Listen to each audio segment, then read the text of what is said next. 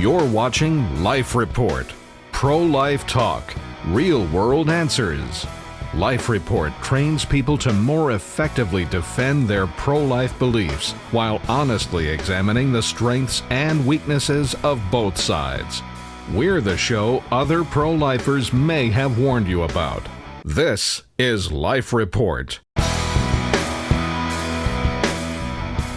All right, welcome to Life Report. Trent Horn with Justice for All back with us.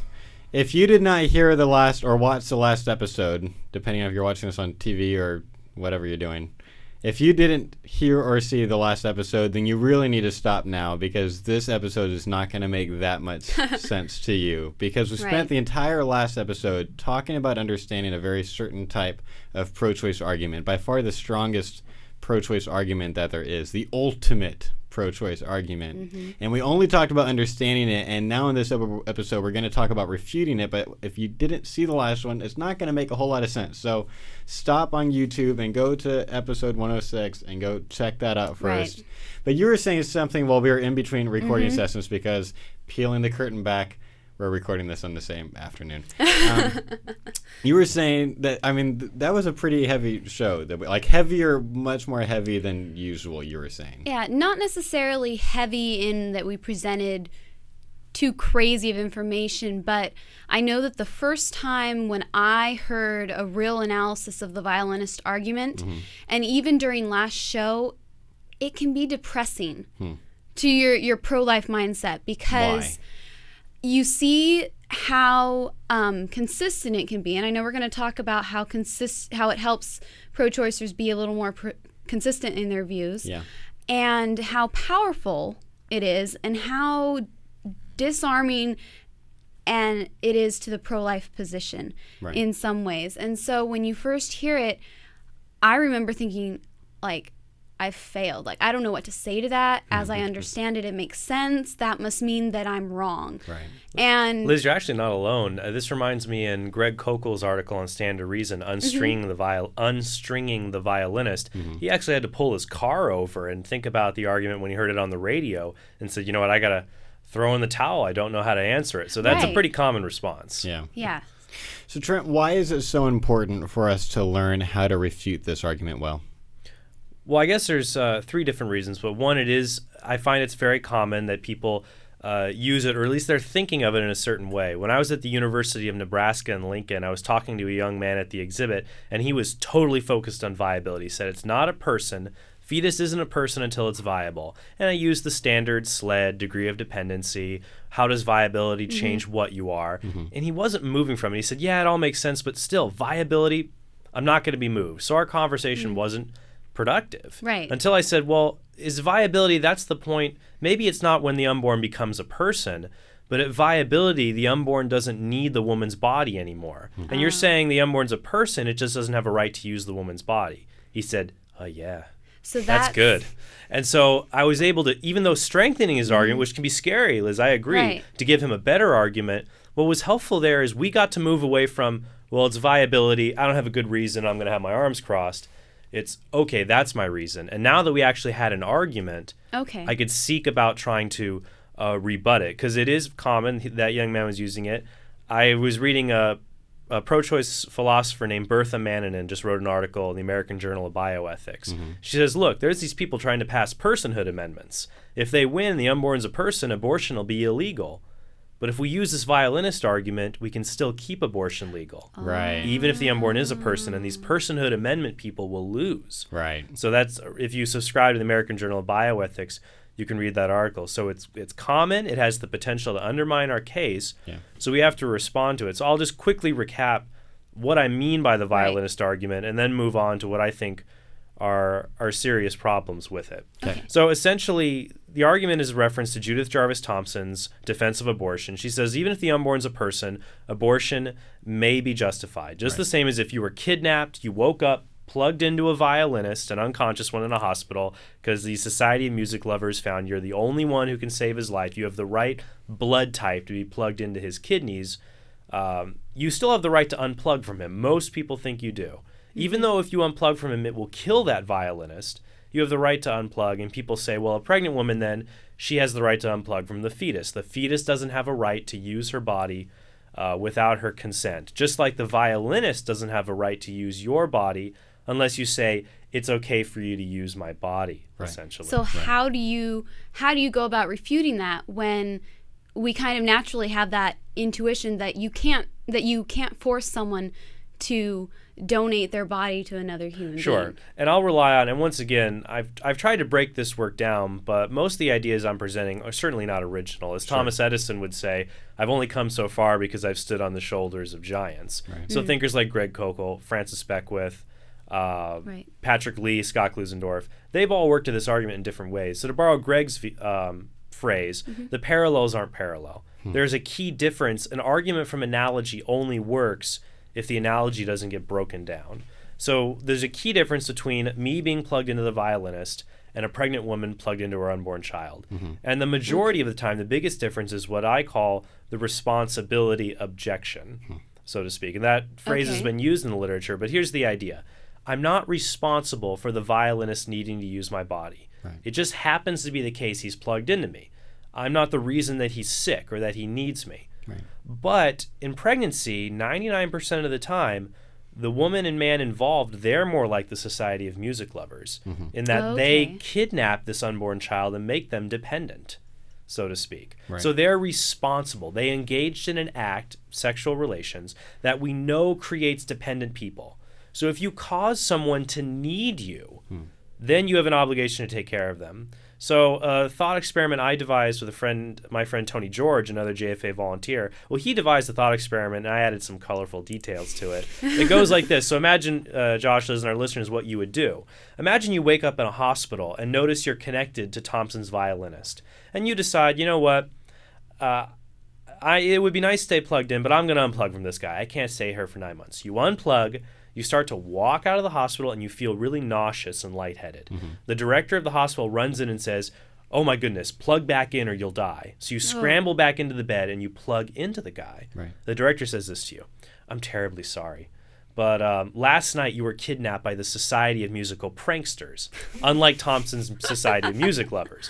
And these pranksters, of which this violinist, he's a member of that society. They have a lot of fun together. But because they're pranksters, every now and then they'll end up plugged into an innocent person. And when that happens, it destroys the innocent person's kidneys. But don't worry, if you stay plugged into the violinist, in 9 months your kidneys will heal, and then you can go on your way. And you pass out because this is just crazy. The violinist wakes up, and he looks over at you and says, hey, Josh, or whatever you say you have a name tag on.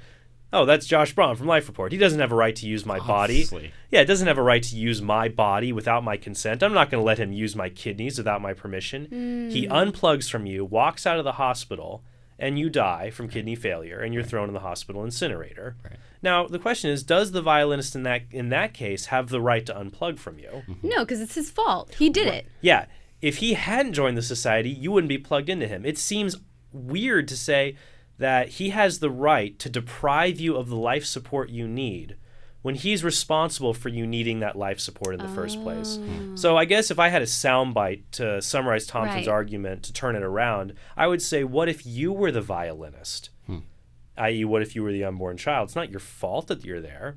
And really, that's turning the thought experiment around, I think, is really helpful. A philosopher named Peter Unger has worked a lot in this area to show that thought experiments sometimes twist our moral intuitions based on the point of view we have in the experiment.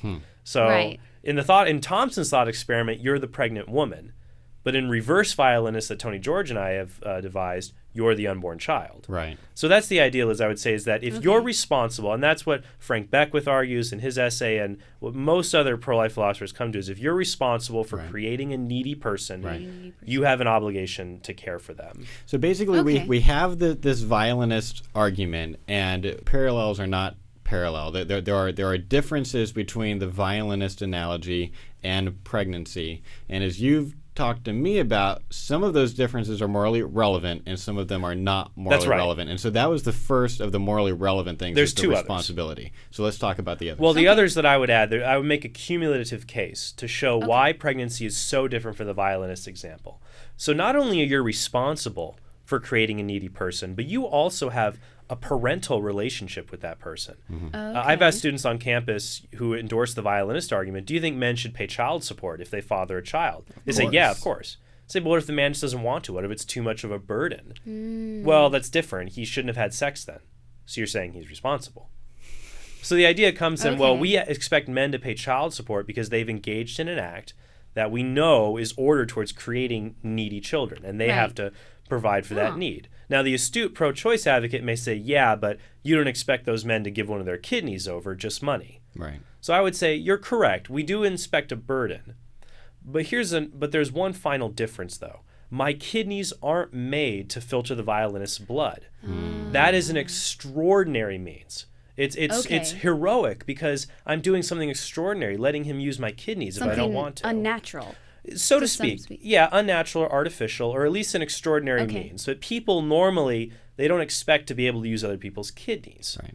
But and this is an objection that I owe very much to Stephanie Gray, who's a pro-life apologist, that she uses it very convincingly. So my kidneys aren't made to keep the violinist alive. But for whom is the uterus designed? The uterus is designed for one function. It provides for the unborn child. It gives them the basic needs of life: food, shelter, medicine, nutrition, everything they would need, the very basic things that you would expect if I had a 2-year-old here. He may not have the right to have one of my kidneys if he's sick, even if he's my son, but he does have a right to get food, shelter, medicine, safety, the basics. And the uterus does all that. So if you put all that together, you're responsible for creating a needy baby. Right. You owe them support if you're their parent. Right. And if you have an organ designed to provide for their ordinary means of survival, they have a right to that. So all of these together, I think, are the relevant differences to show why Thompson's argument does not work.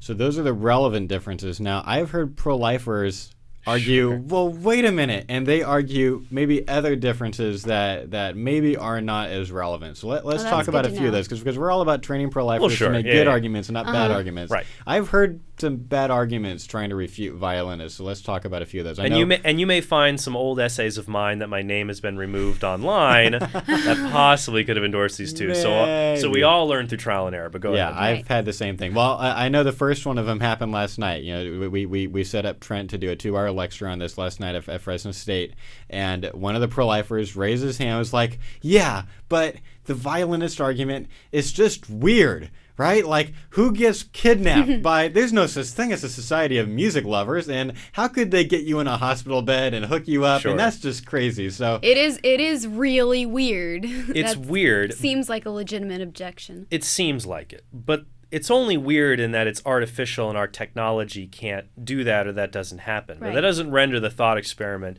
useless. I mean, when I shared this first with a friend of mine who's a registered nurse, she said, that's crazy. That would never happen. I said, okay, but go with me here. Just because something could never happen doesn't mean it's not morally relevant. To borrow an example from David Boonin, imagine you're in a trolley. So it wouldn't be philosophy without a trolley example. Right. The trolley goes down the tracks. There's a fork in the road. If you do nothing, the trolley's going to run over 5 people.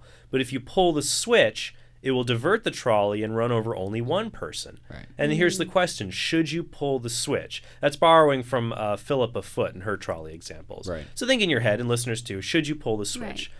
About, to give you, I guess, to cheat a little, about 75% of people will pull the switch. Right. But now, I'll add one more detail. The trolley is being powered by a nuclear reactor the size of a deck of cards. Does that change your intuition about whether you can pull the switch? No. No. But it's weird. It's weird. It's certainly weird. But How could that happen? Yeah, it can never happen, but it doesn't change our moral intuition. The violinist example, it's similar enough to pregnancy with this intimate body relation that it's not helpless, but the responsibility objection shows that it doesn't work. Now, the weirdness objection is helpful because some pro-choice arguments that use analogies are weird and we don't know what to do. Like someone who says, oh, you're pro-life, well, would you have aborted Hitler? Right. It's like, well, I don't know what to do. The space-time continuum would not accept that. Marty, you've got to think fourth dimensionally. That's getting heavy, Doc. The idea, though, things with like time travel or other things like that, when a pro-choice person says, well, would you have aborted Hitler when he was a fetus?